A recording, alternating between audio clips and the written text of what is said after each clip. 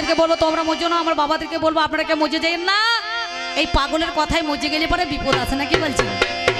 ও যদি রাগ করে পাগল, ও যদি রাগ করে পাগল উড়াই ধুলা রে ভাইয়া, ও যদি রাগ করে পাগল উড়াই ধুলা রে ভাইয়া, সে ধুলা লাগবে কি আর, সে ধুলা লাগবে কি আর ওই চাঁদের ওরে লাগবে কি আর চাঁদের গায়ে, লাগবে কি আর চাঁদের গায়ে, তোমরা কে মজো না গো মজো না এ পাগলের কথা, তোমরা কে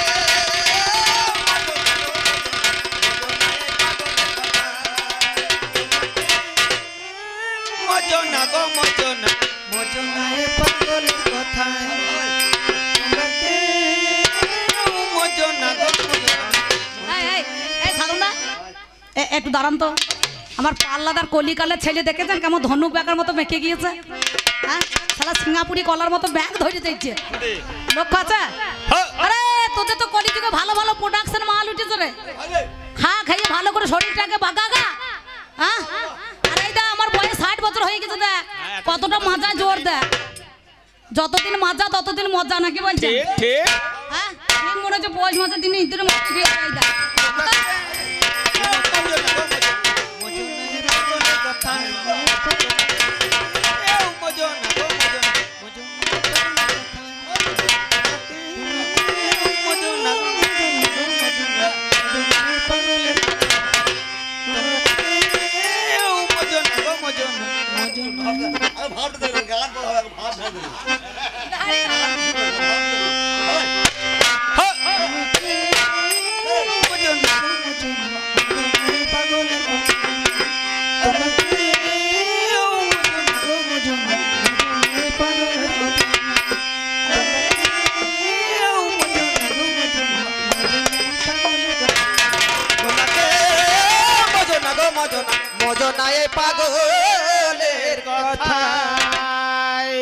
যদি রাগ করে পাগল ধুলা ওরাই রে, সে ধুলা লাগবে কি আর চাঁদের গায়ে, নাকি বলছেন? সেই জন্য বলছি ইঁদুর যদি গর্ত করে বাস করিবার তরে, দৈব যদি সর্প ঢোকে গর্তেরই ভিতরে রে, গর্তের ভিতরে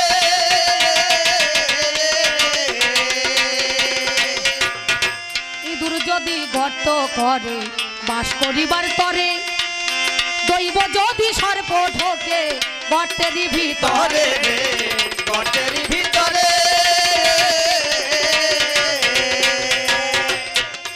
তখন কি করিবে ইঁদুর ছানা, তখন কি করিবে ইঁদুর ছানা? ওই দেখো ভয়ে সেজন মরে রে, ভয়ে সেজন মরে, ভয়ে সেজন মরে, তোমরা কে মজো না গো মজো না মজো না এ পাগলের কথা, তোমরা কে মজো না গো মজো না মজো না এ পাগলের কথা, তোমরা কে মজো না গো মজো না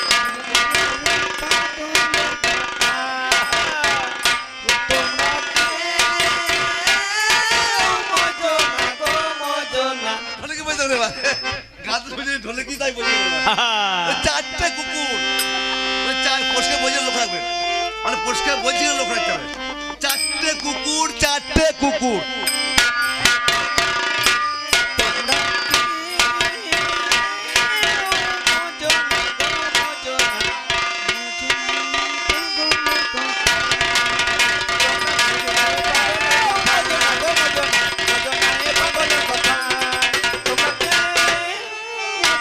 মজো না মজো না এ পাগলের কথা, তোমরা কেউ মজো না গো মজো না মজো না এ পাগলের কথা,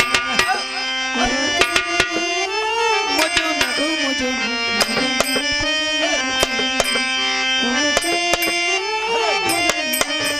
মজো না এ পাগলের কথা, মজো না এ পাগলের কথা। তবে যা বলেছ বেশ বলেছ, আমার কানে শোনা গেল, আপনারা জ্ঞানী জনে জেনে যান না। পাল্লাদার গো করে জিজ্ঞাসন, বলে বলো বলো ও ঠাকুমা মনেরই মতন কি কথা, তোমার যুগে একজন নাকি 100 বছর জানি, ওরে চোখের পলক ফেলাই নাই গো শুনে চলো তুমি। তাই তো? এই জিজ্ঞাসাটা তো করেছিল, একজন চোখের পলক ফেলাই নাই, একজন কেন আস্তে কিছু বলছেন ও কাকা কিছু বলছেন, বেশ একজন নয় ওরে 2 জনে ব্যক্তি আমার শোনো কথা কানে, ওরে চোখের পলক ফেলাই নাই বুঝে দেখো মনে, কোন জনা হলো আজ শোনোই আমার ঠাই, ওরে মৎস্যমুনি নামে একজন মুনি ছিল আপনাদের জানাই, যেদিন পৃথিবী জলমগ্ন তোমার কাছে গাই, এই পৃথিবীর ভারসাম্য অমনি ওরে হয়, সেই দিনে রূপ দেখো ধারণ আমার করেছিল জানি। আপনারা জানেন ভগবান শ্রীকৃষ্ণ দেখবেন 10টা অবতার আছে, নাই 10 অবতার, সত্যযুগে মৎস্য, কুর্ম, বরাহ, নৃসিংহ, বামন, রাম, ভিগুরাম, পরশুরাম, নাই বাবা, হ্যাঁ বলরাম, তারপর কলিতে কলকি অবতার না, নাই কি বলছেন, তাহলে 10টা অবতারের মধ্যেখানে সেই দিন আমার মৎস্য দেখো চোখের পাতা, সেজনরে জানি জীবনে দেখো ঘুমোই না ওর যোগ জানে শুনি, কারণ যদি সেজনে ঘুমিয়ে যায় তোমার কাছে গাই, এই পৃথিবীর ভারসাম্য হারাবে তোমারে জানা, সেই জন্য সেদিনে ধারণ করেছিল জানি, ওরে আমার পাল্লাদার গো শুনে চলো তুমি। যারা মৎস্য অর্থাৎ মাছ সে জীবনে কোনোদিন ঘুমায়, হ্যাঁ সে কিন্তু জেগে থাকে, দেখবেন তাই মৎস্য মুনি রূপ ধারণ করে সেদিন পৃথিবীর ভারসাম্য হারিয়ে যাওয়ার জন্য তাকে ধারণ করে রেখেছিলেন। বরাহ অবতারে শুকর রূপ ধারণ করে দেখবেন 2টো লোম ঝরে দিয়েছিল, একটা বেনাকুশ একটা দুব্ব ঘাসের জন্ম হয়েছিল, হয় নাই, হ্যাঁ যে মাঙ্গলিক অনুষ্ঠানে সুন্দরভাবে সব কিন্তু কাজে লাগে, লাগে না, মাতা পিতা মরলে পরে পিণ্ড দেওয়ার প্রয়োজন হলে পরে কুশ বেনা লাগে না, বেনা গাছে জল দিতে হয় আর কুশকে হাতে ধারণ করতে হয়, ধরে না, হ্যাঁ তাহলে এটা কার যুগের মাল, এটাই আমার যুগের মাল রে,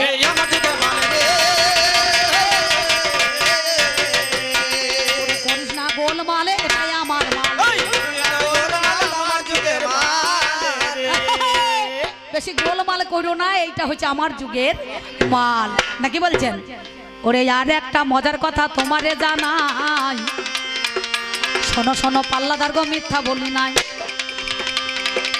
নাম জানে তৈলঙ্গ স্বামী তোমারই কাছে গাই, ওরে ধ্যান ধারণা থাকতো বাবা মিথ্যা বলি নাই, কি আচ্ছা আপনাদেরকে বলছে রেচক আর কুম্ভকের যোগের দ্বারাই তাকে সাধন করতে হবে, কে বলেছে, এই কলিতে কুম্ভের যোগ আছে, রেচকের যোগ আছে, আচ্ছা কলিতে কি আছে গো, হ্যাঁ হরিনাম, একবার হরিনামে যত পাপ হরে পাপের সাধ্য নাই তত পাপ করে, নাকি বলো না, তাহলে এখনকার হরিনামে কেউ হরি গাছে জল দেয়, মার্কেটে যেদিন 13 নাম এলো হরিনাম সব আউট হয়ে গেল, নাকি বলছেন, হ্যাঁ এখন বর্তমানে যদি কেউ মনে করুন ওই লঙ্কা গাছে জল দেয় তাহলে বতর করে মুড়ি খাওয়া হবে নাকি, হ্যাঁ কিন্তু হরি গাছ কেউ বলছে না, হরি গাছে জলও দেয় না আর হরি কেউ লাগায়ও না, লাগিয়েছে, হ্যাঁ কি বলছেন, সেই তৈলঙ্গ স্বামী লিঙ্গের দ্বারায় 3.5 লিটার দুধ শোষণ করে নিয়েছিল, তাই নাই,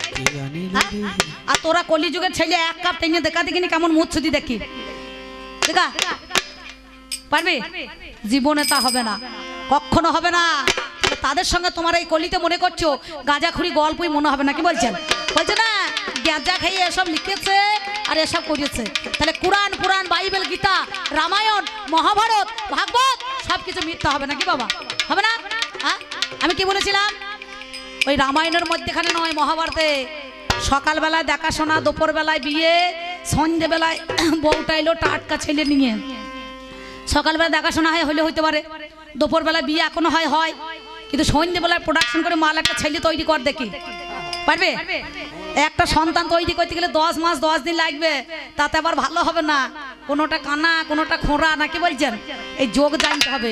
তাহলে কলিতে সন্ন্যাস নেওয়া নিষিদ্ধ ছিল, দেওরের দ্বারাই সন্তান উৎপাদন করা যাবে না, সেটাও বন্ধ ছিল। কিন্তু তোমাদের গৌরহরি নিল কেন? মা কাঁদিয়ে, বউ কাঁদিয়ে, নিদয়ের ঘাট হয়ে কাটোয়ার কাঞ্চননগরে কেশব ভারতীর কাছে দীক্ষা নিয়ে চলে গেল নাকি। সচী মাতা কি বলেছিল? ওরে নিমাই যাস না চলে, নদী আছে রে। ওরে নিমাই যাস না চলে, নদী আছে। ওরে নিমাই যাস না চলে, নদী আছে রে। ওরে ও নিমাই যাস না চলে, ওরে নিমাই যাস না চলে। ওরে ও নিমাই যাস না চলে। ওরে নিমাই যাস না চলে, নদী আছে। ওরে নিমাই যাস না চলে, নদী আছে রে।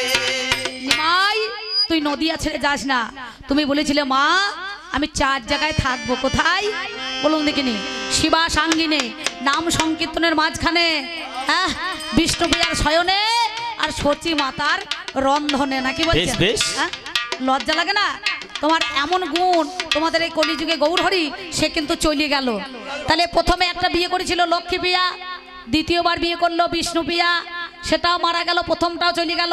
প্রথমটা মারা গেল, দ্বিতীয়টাকে ছেড়ে দিয়ে চলে এলে আবার একটা ভজন সঙ্গিনী করার জন্য সেই ষাটি কন্যা নামে একটা মেয়ে ছেলেকে নিয়ে গোপনে রেখে দিয়েছে। সার্বভৌম পণ্ডিতের কন্যা নাকি বলছেন, ষাটি কন্যা, তার সঙ্গে ভজন সঙ্গিনী করলে কেন? তাহলে তুমি কলিতে কি শিক্ষা দিয়েছো? এই জগতের মধ্যেখানে তোমাদের কি শিক্ষা আছে? না। তাহলে কলিযুগের মানুষ এখন এরা কলঙ্ক, বুঝতে পারছেন? হ্যাঁ, এরা লুটপাট করছে, নিজের মাল নিজেই নিয়ে নিচ্ছে ভাগ করে করে, পরের দেখার দরকার নাই। আজ কেমন অবস্থা হয়েছে বুঝতে পারছেন তো? হ্যাঁ, আর বেশি খুলে খালো বলার দরকার নাই। কবি গানের কলার খোসা ছাড়িয়ে বিক্রি হবে না। একটু মাছি বসে যাবে দাদা, এই মাঝি বসে যাবে দাদা। আমি তোমার কাছে বলি কথা। মাঝি বসে যাবে দাদা। মানে ত্রৈলোক্য স্বামীর 100 বছর চোখের পলক পড়ে নাই, সাধনার দ্বারাই, লিঙ্গের দ্বারাই 3.5 লিটার দুধ শোষণ করে নিয়েছিল। যত যুবতী মেয়েরা তাকে পরীক্ষা করার জন্য, বলে তোমার ব্রহ্মচার্যকে একবার দেখার জন্য, সেই পুরুষের পৌরসত্বকে জাগ্রত করার জন্য, কিন্তু তাকে টলাইতে পারে না, পেরেছে? হ্যাঁ, আর তোদের মতো ছেলেগুলো যদি একবার যায় কি হবে রে, মেয়েগুলাকে দেখলে পারি বাবা, আগে ফোন নাম্বার নেবে, বুঝতে পারছেন? তারপর বলে ফোন নাম্বারটা দাও, দি বলবে 1 সপ্তাহ যেতে না যেতে ব্যালেন্স শেষ হয়ে গেছে, তাহলে 300 টাকা রিচার্জ করে দাও। কে আগে প্রেম ভালোবাসা করলে রিচার্জটাকে করতে হবে নাকি বলছেন? তাহলে তোদের লজ্জা লাগে না এসব কথা বলতে ভাই? এবার আর এক কথাই আমার কাছে, আরে হত রানা দাঁড়ি রানা দাঁড়ি রানা। ওরে জিজ্ঞাসা করিল হত রানা দাঁড়ি রানা দাঁড়ি রানা। ত্রেতা যুগে যেইজন রামচন্দ্র হল, ওরে দশরথের পুত্র রাম গো বনবাসেতে গেল নাকি? হ্যাঁ? যে রাম সেই তো রহিম নাকি বাবা? রাম নামে কাম নাই, কৃষ্ণ নামে মরে, হরি নামে পাপ নাই, জীবগণ সব তরে। 4 কৃষ্ণ 4 রাম আর 8টা হরে নাকি বলছেন? এই হরে কোটায় সব আমার যুগের মাল, কৃষ্ণ কোটা আমার যুগের মাল, রাম কোটা সব আমার যুগের মাল নাকি বলছেন? এর যুগে কি আছে কি? পুরোটাই ফাঁকা, বুঝতে পারছেন? হ্যাঁ, তাই আমাকে জিজ্ঞাসা করে তাকে প্রশ্নটা শুনতে হবে। এই যে দাদা আজকে গোলমাল করেন না, এমন সময় ওরে কি করিল আমার কাছে করে জিজ্ঞাসন। রাবণ যেদিন সীতাকে নিয়ে গেল,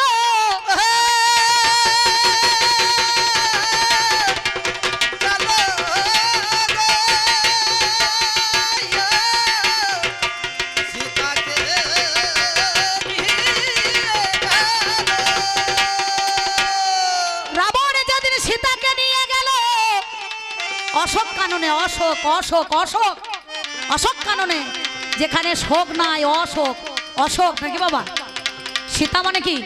সীতা মানে হচ্ছে শ্বেত সত্তা, রাম যিনি রমণের কর্তা, আর লক্ষণ হচ্ছে লক্ষ্য বস্তু নাকি বলছেন? ওরে এই দেহকে ধরে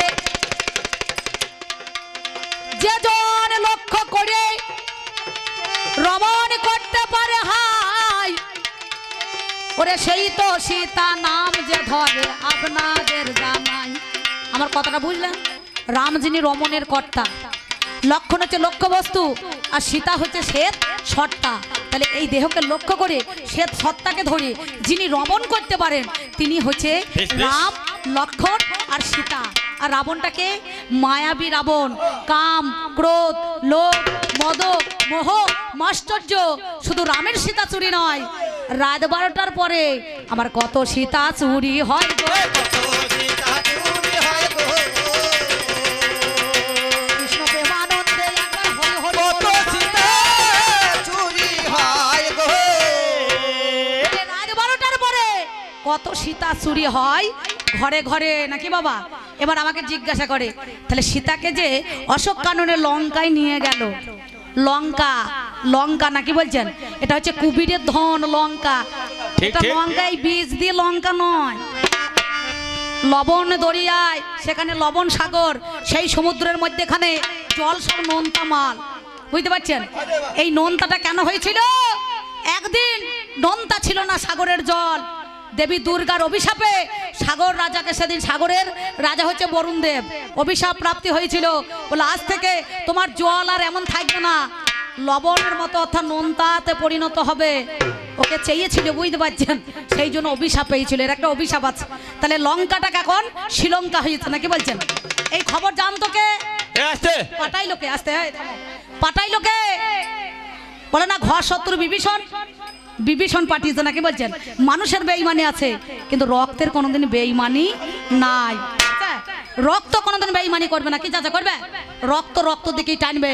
তাই এই খবরটা কে দিয়েছিল প্রথমে জানো? ওরে নাম যারে জটাই পক্ষী তোমার কাছে গাই। আমাকে প্রশ্ন করে মনে করছে দাঁড় করিয়ে দেবে, বুঝতে পারছেন? বিশাল পণ্ডিত আমি, এখানে আসলে নাই। আর কবি গানে প্রশ্ন চলে না, চলে না কেন? একাল সেকাল পালা প্রশ্নগুলো কখন হয়? রাম রাবণে যখন হয় একটা প্রশ্ন লিমিট আছে, ও মনে করছে আমাকে প্রশ্ন করে দাঁড় করিয়ে দেবে, বুঝতে পারছেন? ও কবি গান করতে এসছে, আমি বাদাম বিক্রি করতে এসছি। হ্যাঁ, এবার আমার কাছে দেখো কথা জিজ্ঞাসা করিল, বলো বলো আজকে দাদু তুমি ভালো? ওরে আমার ঠাকুমা, ওরে আমার দাদু কত কথা বলছে। এই দাদু সাজ দেখেই তো মানুষ 14 সেজে যায় নাকি বলছেন? হ্যাঁ, জানেন সংসারে দাদু বা ঠাকুমা যদি কেউ সাজে না, তখন কিন্তু 14 সাজতে হয়। কার কাছে? নাতি নাতনিদের কাছে নাকি বাবা? হ্যাঁ, সে হিন্দু হোক, মুসলমান হোক, জৈন হোক আর খ্রিস্টান হোক। তাই তো একদিন রাজা কৃষ্ণচন্দ্র গোপাল ভাঁড়কে বলেছিল, ওরে গোপাল ভাঁড় 3টে 14 খুঁজে নিয়ে আয়। 14 কৃষ্ণনগরে যা দি 3টে কলিতে 14 খুঁজে নিয়ে আয়। বলে 14 আনতে যাবো? বলে হ্যাঁ। তো কৃষ্ণনগরে বাদুরতলা বলে একটা জায়গা আছে, বুঝতে পারছেন? আপনারা সবাই জানেন কিনা জানেন না। আমাদের যারা কবি গান করে, আমার উদয় ভাই, এরা সবাই, আমার অনেকে আরো কাকারা সব আছে যারা কবি গান করে, তারা জানে প্রায় দিন বাদুরতলায় আমাদেরকে দাঁড়াইতে হয়। তো বাদুরতলাতে দেখছে ভদ্রলোক, ওই মুর্শিদাবাদ বাড়ি, মুর্শিদাবাদের মাল তো বুঝতে পারছেন? হ্যাঁ, ওই একটা গাধা নিয়ে চললো আর 60 কেজি ধানের বস্তা মাথায় করে নিয়ে আছে, বুঝতে পারছেন? দিয়ে গাধার পিঠে চেপে আছে, আর গোপাল ভাঁড় চলে গিয়েছে কলিতে। বলে থামো, কি হয়েছে? বলে কি জন্য এই 60 কেজি ধানের বস্তা মাথায় করে চাপিয়ে নিয়েছো? বলে ভাই বললেন না কদিন পরে গাধাটার বাচ্চা হবে, তাই কষ্টটা কমাবার জন্য 60 কেজি ধানের বস্তা আমি নিজেই মাথায় করে নিয়ে আসছি। গোপাল ভাঁড় বলছে, শালা এর মতো 14 লোক কেউ নাই রে, চ ধরে নিয়ে যা তো। একে ধরে নিয়ে গিয়ে রাজার কাছে কাছারিতে রেখে দিয়েছে, পরের দিন সকালবেলা বিচার হবে। তো রাজামশাই বলছে, গোপাল ভাঁড় পেয়েছো? 14? বলে হ্যাঁ পেয়েছি। বলে কয়? বলে ওই দেখুন বাঁধা আছে। বলে গাধাটাকে নিয়ে আয়। বলে হ্যাঁ রে বাবা, এ কি জন্য 14 প্রমাণ হয়েছে? বলছে আর বললেন না, এই কদিন পরে গাধাটার বাচ্চা হবে তো, তাই তার কষ্টটা কমাবার জন্য আমি 60 কেজি ধানের বস্তা মাথায় করে নিয়ে গাধার পিঠে চেপে আছি। তাহলে কত বড় মুন্না কাটা ছেড়ে দেখুন। ও 60 কেজি, আবার ধানের বস্তা 60 কেজি, তাহলে 1 কুইন্টাল 20 কেজি হয়ে গেল। আবার এদিকে বাঁ দিকে পোটলা পুনলি আছে, সেটাও 10 কেজি, তাহলে কত হইল? তাহলে গাধার কষ্ট কমছে না বাড়ছে? বলে বেশ ঠিক আছে। তা গোপাল ভাঁড়কে তখন জিজ্ঞাসা করছে, তাহলে একটা 14 হইলো, আর একটা? বলে আমি নিজে 14, আমি যদি 14 না হতাম তাহলে 14 খুঁজতে যেতাম। কি বলছেন? বলে আর একটা কে? বললো ভয়ে বলবো না, নির্ভয়ে বলবো? বলবো নির্ভয়ে বল। বলছে আপনি। বললো কেন? বলে আপনি যদি মেন 14 না হইতেন তাহলে 14কে দিয়ে 14 খুঁজতে পাঠাইতেন। কি বলছেন? হ্যাঁ, কাকে বলবো? এইদিকে সব বলছে, ওরা সব শুনছে, আপনাকে কান দিতে হবে না, আপনি শুনুন, ওরা ঠিক শুনতে পাচ্ছে। সেই জন্য তাহলে আমাকে জিজ্ঞাসা করছে কি, এবার জটায়ু পক্ষী আমার যখন সীতাকে নিয়ে গেল রাবণরে জানি দশাননে কথাই আমার দিয়েছিল, জানেন মহাজ্ঞানী আমাদের সাম ভেদ দ্বন্দ্ব রাজাদের একটা কর্ম আছে নাকি বলছেন? কেন আছে? ওরে প্রজাদেরকে কথা দিল, হাইরা বড়ি হাই, আমি রাজা হয়েছি দেখো তোমারে জানাই, অন্ন দেব, বস্ত্র দেব, বাসস্থানে দেব, আর লক্ষ্মী নারায়ণের যুগল মূর্তি রূপ আমি দর্শন করাবো প্রজাদেরকে, আমি লঙ্কাটাকে লঙ্কা ধামে বানিয়ে দেবো। হাই ওরে আমার পাল্লাদার তোমারে জানাই, তাই সেদিন প্রতিজ্ঞা পালনের নাম ধর্ম পাগলা রে। পাগলা পাগলা